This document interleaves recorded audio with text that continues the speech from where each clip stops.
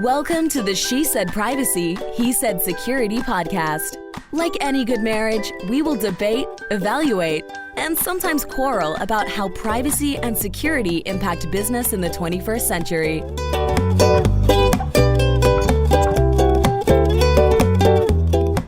Hi, Jody Daniels here.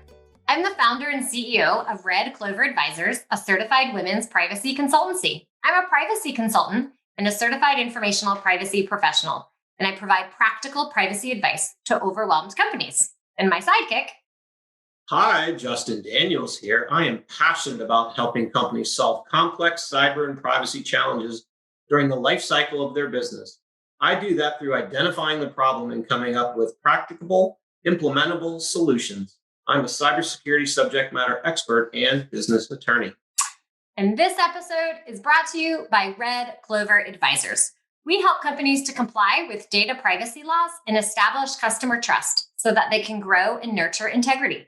We work with companies in a variety of fields, including technology, SaaS, e-commerce, media agencies, professional and financial services. In short, we use data privacy to transform the way companies do business.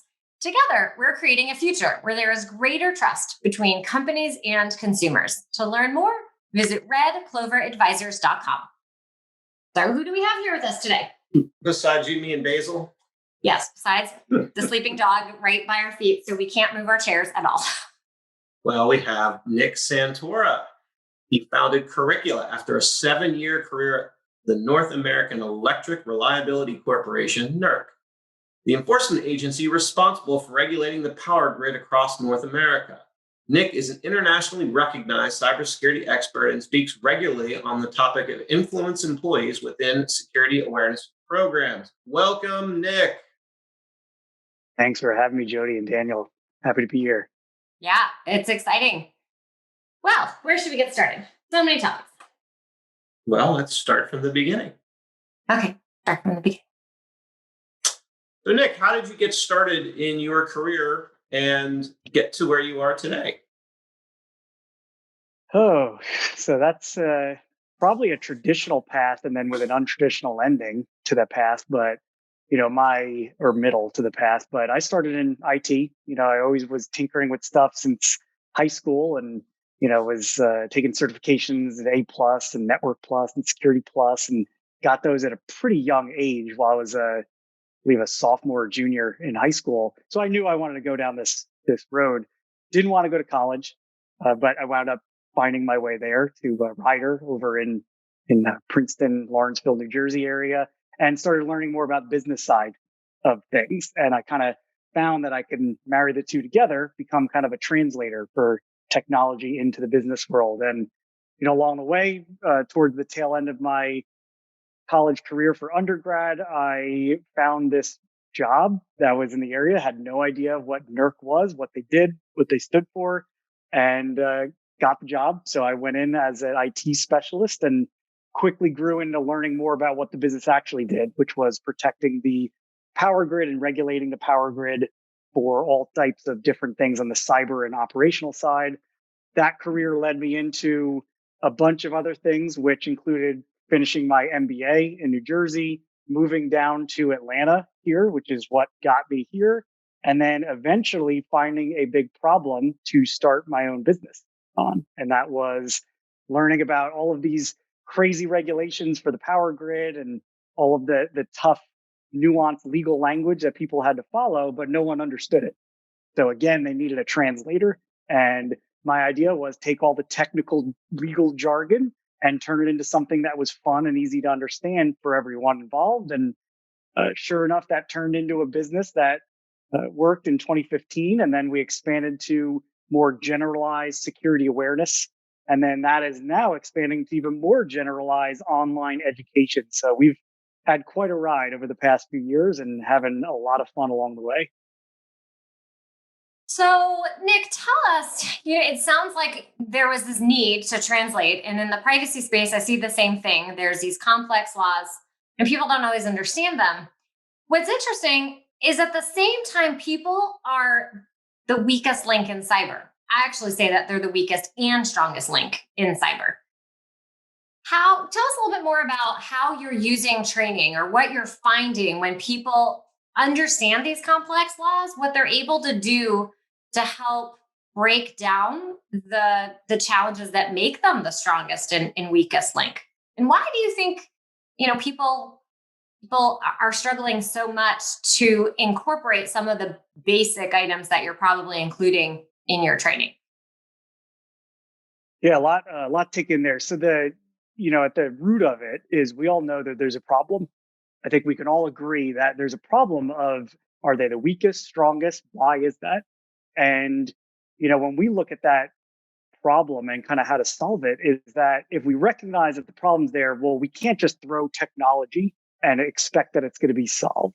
And if we know that just getting something done, like checking the box for security awareness for a compliance regulation, well, that just gets you compliant, but it's not effective because we're not putting in the effort to get the results we want out of it.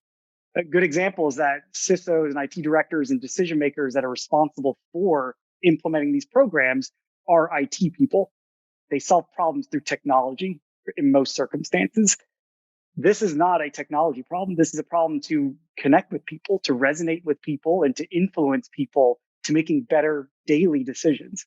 And until we agree on solving that problem the same way as a community, we're going to continue to see the things that we see in the news every single day. So, in order to solve for that, I think we have to actually just care.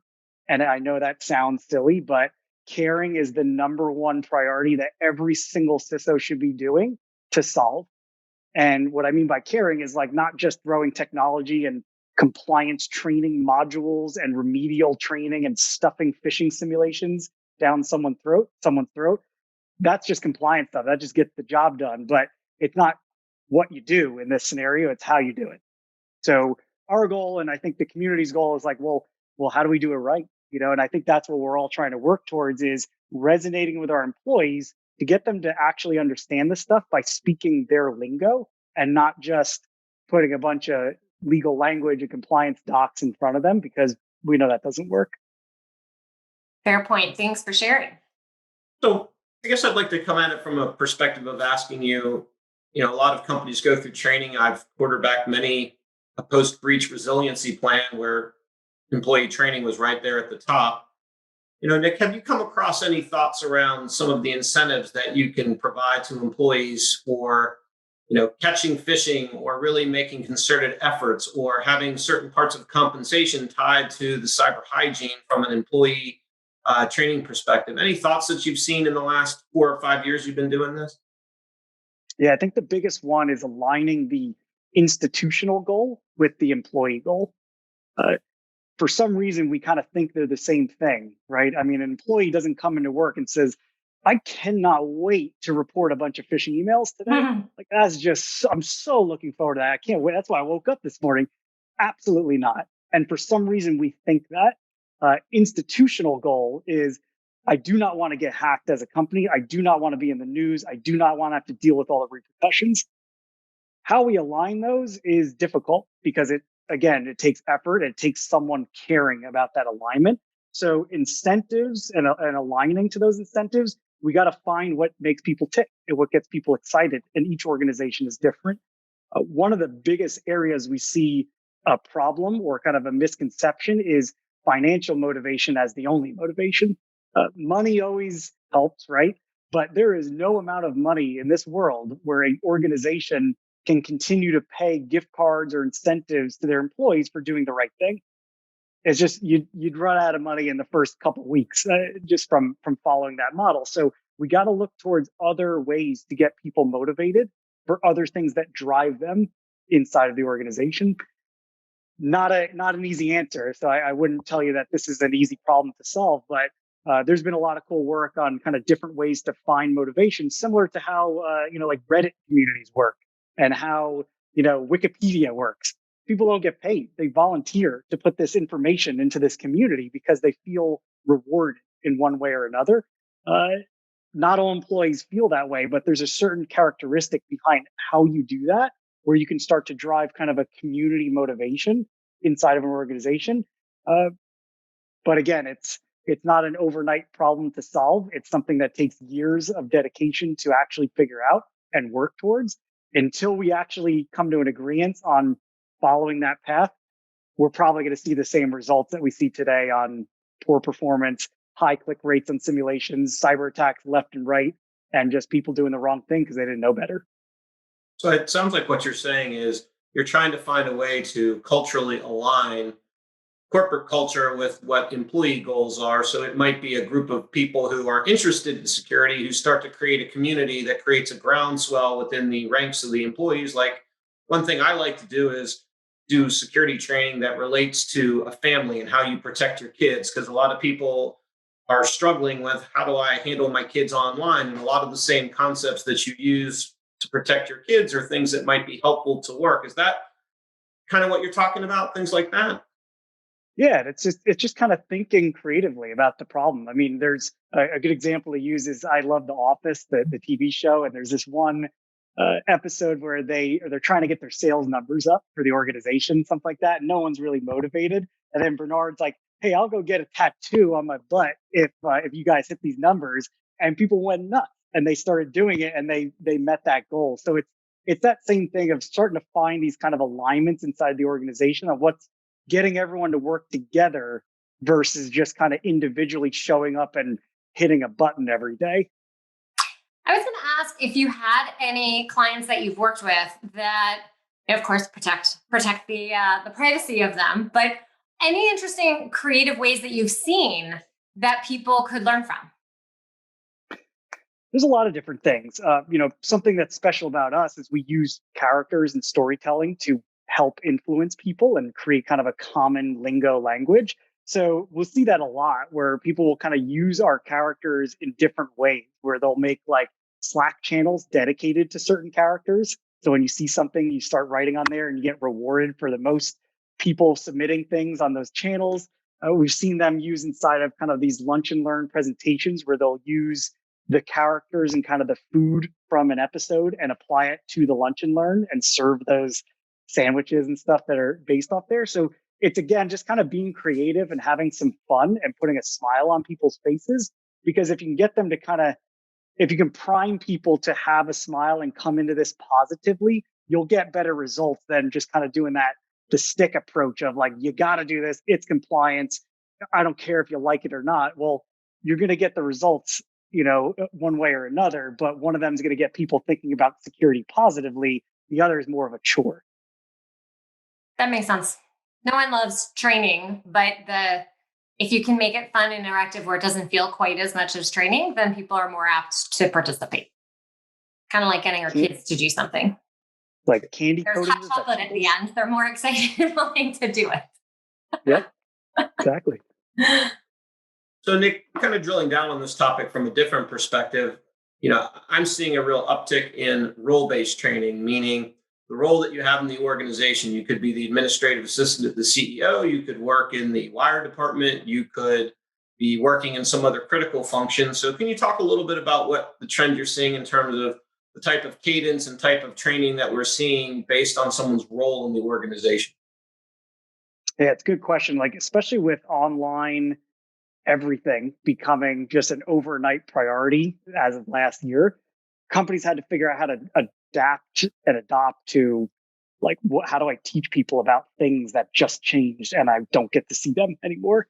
And from our customer base, I mean, we're security awareness focused and we make tons of content on that, but we'll never be able to figure out what your access control system does, how you operate it, and what processes need to take place. So that's kind of out of our hands. So for a company, they got to make a choice, right? I like this at a high level, the understanding of why this is important, the awareness of the whole thing. And then I have very specific training that only I know about that I have to give out to individuals. So we've listened over the past year here, and we're launching this really cool tool where you can kind of build your own training off the Curricula platform. But the thing about that is that that'll always change, right? Training is always going to change because technologies and tools and processes always change. So conceptually, I look at this as kind of maturity of an organization as they're building training. Not all training is created equal. You build awareness at the beginning around a concept, and then you start to build maturity around let's get a little bit deeper to the point where you're making specific training on, access control systems for CPAs inside of this specific software. It's like, well, who could have dreamed of how difficult that individual training was? Only the company or the individual could do that. So I see that as kind of the future now that online training is becoming a priority for every organization to learn how to not only build this type of training, but to not try to drink the ocean here. Like, people come out of the gate and they say, I need to build hundreds of trainings on every single thing in the world. It's like, well, I'll give you a hint. You can build as much as you want. No one's going to pay attention to it if you don't do it right.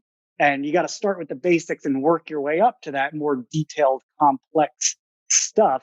And then more importantly, be on top of it. When things change, update it. When you modify a process, modify it in the training, because nothing's worse than having a stale, old incident response plan that has to get dusted off and all of the processes are incorrect in there. It's like, well, what's the point? Let's keep things current and take things one step at a time. The idea of keeping things current is a theme that I'm always talking about. Like, understand your data. You have to maintain it. Businesses change. We're always talking about instant response plans and dusting them off, or at least having a printed copy. But the idea from a training perspective is kind of similar, right? You want to be able to, a lot of times companies will do, you had described it earlier, I kind of like check the box activity. I did that training. We did it once a year. We're good. We all know here that there's more to it. I'd love if you could share a little bit about maybe some stories or how you release episodes or help guide companies to make sure that they're educating employees on an ongoing basis throughout the year, not just when they're changing a process, which we all agree, as the process, the business changes and evolves, everything should align with that.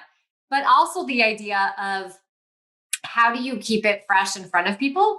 I believe you have to hear something at least 7 times before I'm even going to pay attention. So I have to pay attention, I have to remember, and I have to do. So I'd love if you can share a little bit about what you all are doing successfully or seeing what customers are doing to keep this top of mind. Yeah, it's, number one, got to care. I think at the end of the day, it doesn't matter what you're getting into. If you want to become a faster runner or more fit or anything else in our lives, we have to care to make a change in our lives. So if, as an organization, as the linchpin of an organization, which is the buyer, the CISO, and the IT director, employees, as much as they care about this stuff, do not get to make the decision on which programs or training they choose, almost ever. It's always in the hands of someone else. So if the hands of someone else does not care, you will see the results of what we see today. So if we start there and we care and we understand that, the first place that we look at is like, treat it no different than, a fitness plan. I don't go into the gym and try to lift every single weight in one day and run as fast as I can for an hour and eat a salad and say, man, I am a healthy person. Like, no, that takes commitment. That takes weekly regimen of constant progress to eventually meet my goals. And when it comes to security awareness, and training and all this other stuff, sometimes we set goals that are so unrealistic, it's just unachievable.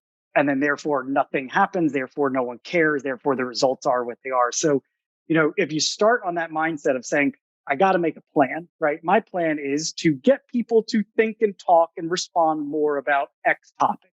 Okay, cool. How am I going to achieve that plan? By what time?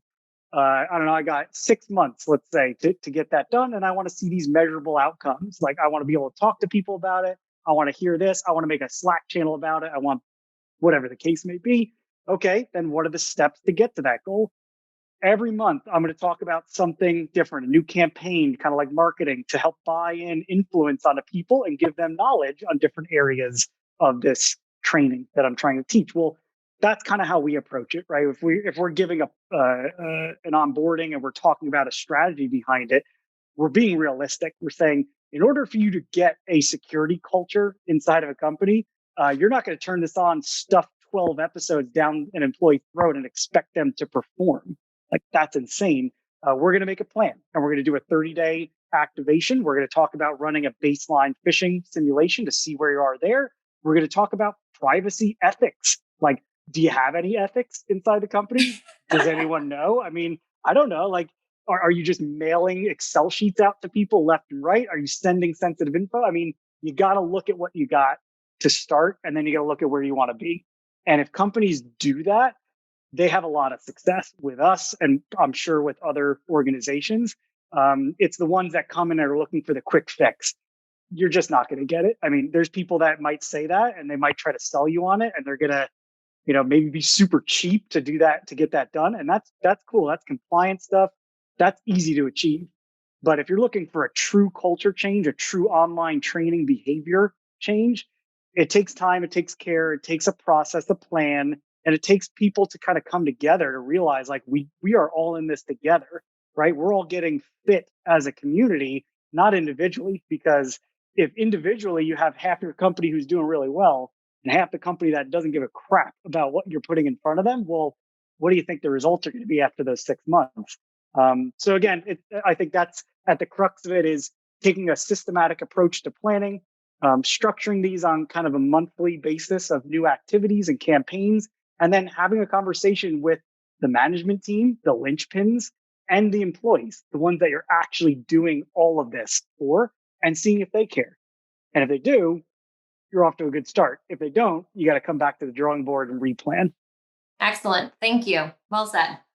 So I think we wanted to ask you a question to go back a little bit in time to your days at NERC. And Texas has been in the news these days for frigid temperatures and interruptions to their electric grid. And when we think about cybersecurity training, just the industry in general, we're such a digital economy that now electricity that people don't always think of until the power goes out is now probably the most important part of our critical infrastructure. And just love to get your thoughts around the grid from a cybersecurity perspective and concerns you might have around that maybe people who go about their everyday lives just aren't thinking about, because cybersecurity and privacy are this little thing off to the side, and we'll deal with it if a breach happens. But why would anyone want to breach us?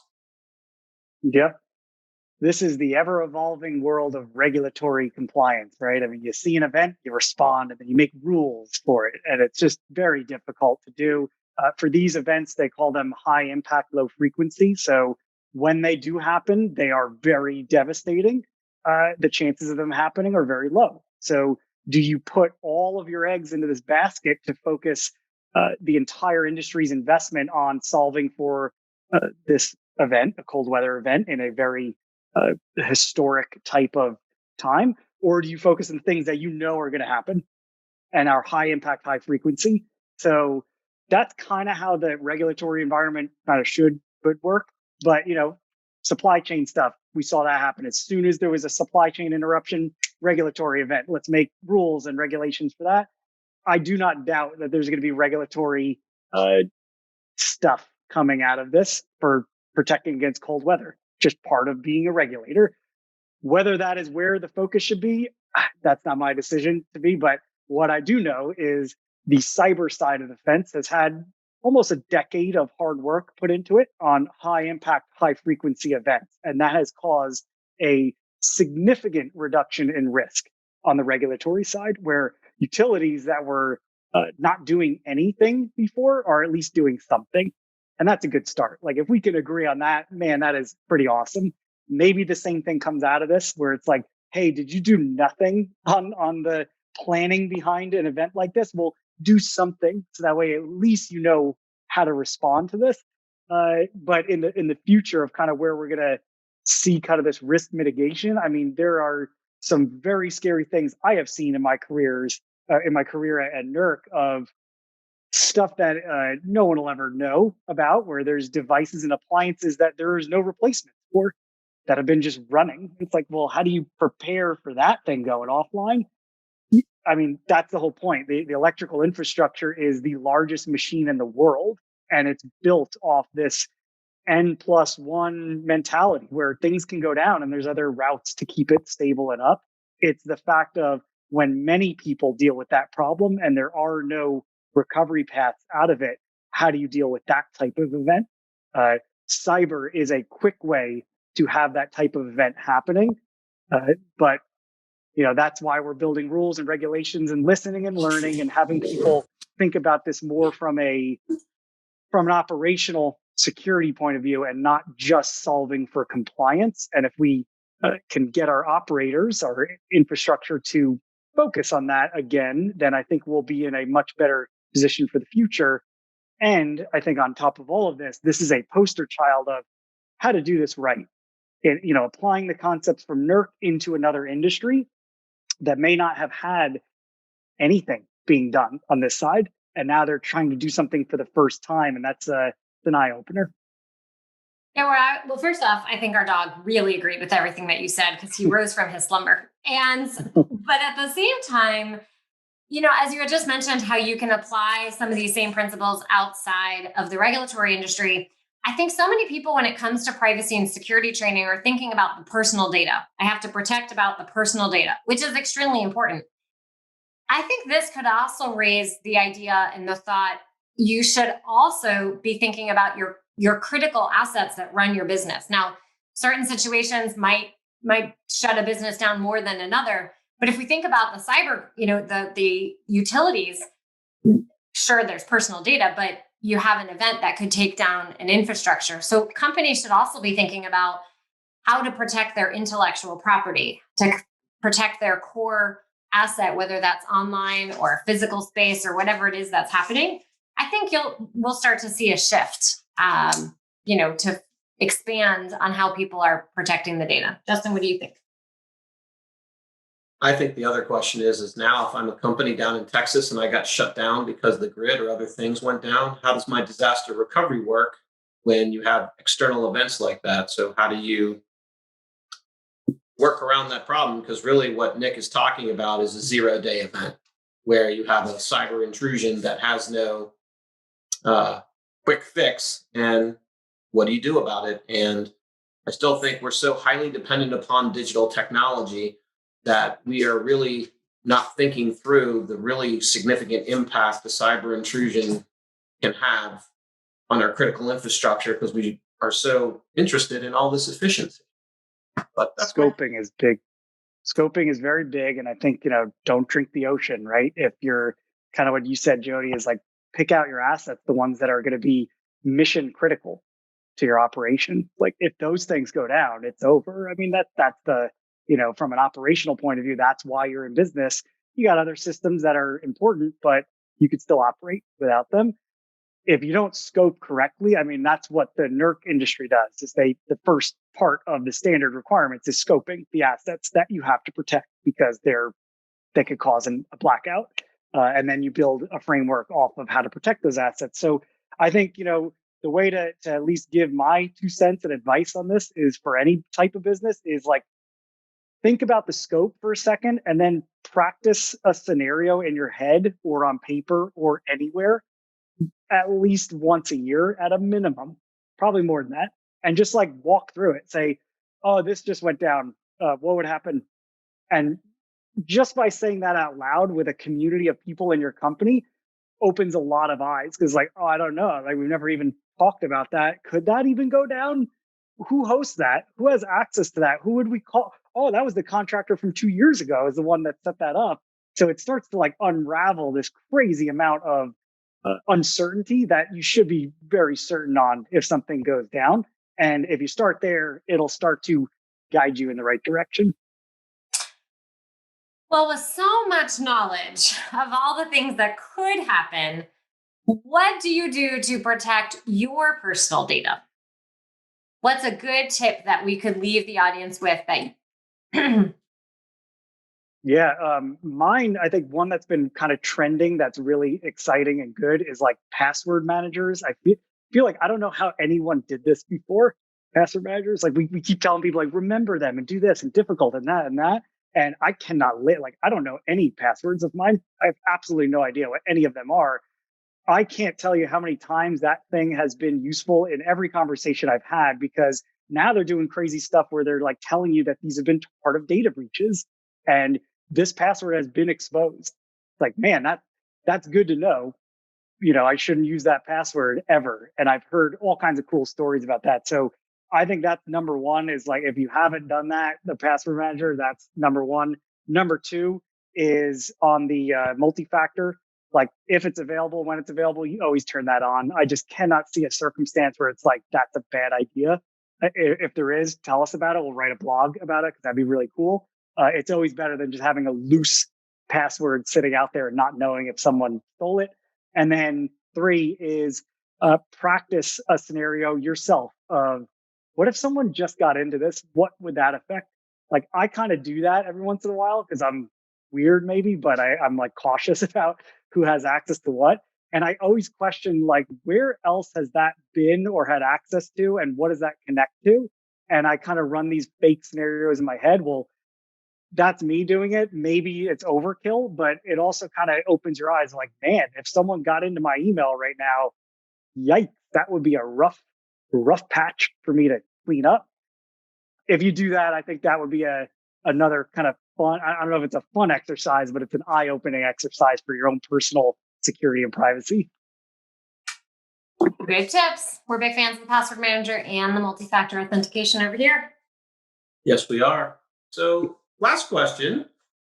So Nick, when you're not at the office thinking about cybersecurity scenarios from which you extricate yourself in the escape room, what do you like to do for fun? Surprising enough, I think my disconnect is like to get away from computers. I think all of us have been cooking a lot, but you could ask my wife. I think I've actually been surprisingly good at it, considering that I've never really done it before. And I think it's from subliminal kind of like watching cooking shows growing up and everything. And then now I'm just like, almost like I'm on Iron Chef show, like, oh, give me a pile of bananas, some garlic and tortillas, and I could turn that into something crazy. And, I've had a lot of fun doing that because I think it just disconnects my head completely into kind of creating some fun stuff. And it's been exciting for me to kind of learn and experiment with stuff. And if it sucks, it sucks. But most of the time it's been actually coming out pretty good. Well, very nice. Nick, thank you so much for joining us today. If people want to connect and learn more, how do they do that? They can head over to curricula.com, watch an episode, check out stuff. And I'm always on LinkedIn. You can just search Nick Santora, Curricula, something like that. I'll pop up and follow me because I'm always talking about this stuff on there. Awesome. Well, thank you again for joining us today. We've shared a lot of really helpful tips to help make sure that employees and companies are staying compliant when it comes to privacy and security and how to make sure that it sticks with employees. Thanks for having me. Thanks for listening to the She Said Privacy, He Said Security podcast. If you haven't already, be sure to click subscribe to get future episodes and check us out on LinkedIn. See you next time.